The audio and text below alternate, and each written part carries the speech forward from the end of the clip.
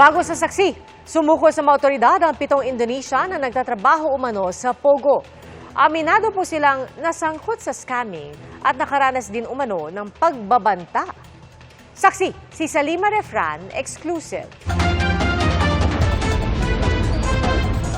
Sumuko na lang imbis na mahuli. Ito na ang ginawa ng 7 Indonesian Pogo workers na pumunta sa opisina ng PAOK sa Pasay City. Bukod sa pasuna ang kanilang visa at wala ng mga pera, pagod na raw silang magtago sa mga otoridad. Honestly, because the rules of the new president of Philippines, President Bongbong Marcos, about Pogo, Pogo. After that, they don't want to work in Pogo because they know that's illegal, right? So they want to go back in Indonesia. Nagpalipat-lipat raw sila ng pinagtatrabahuhan at nasangkot sa scamming.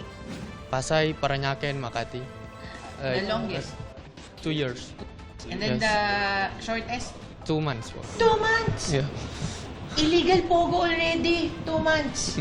December, no more Pogo. Yeah. No? Yeah, maybe because they don't know about the recruitment. Before there are online betting and they move the other company and they don't know they do the scam like that.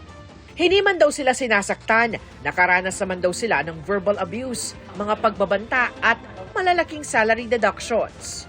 If you don't get right target or something, they will say you like stupid, or if you don't can do this job, like better you die like that or something like that. So something they like, I will electric you, or but they only say that. Yeah, no physical abuse.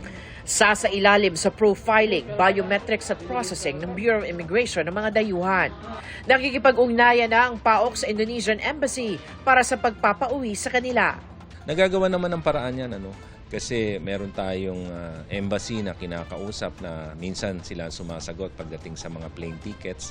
At dito sa opisina rin namin at even yung government natin are all willing to support pagdating dun sa kanilang safe na pagbabalik dun sa kanilang mga bansa. Umabot na sa 30 ang bilang ng mga sumukong dayuhan sa PAOK. Para sa GMA Integrated News, ako si Salima Refran, nag-inyong saksi.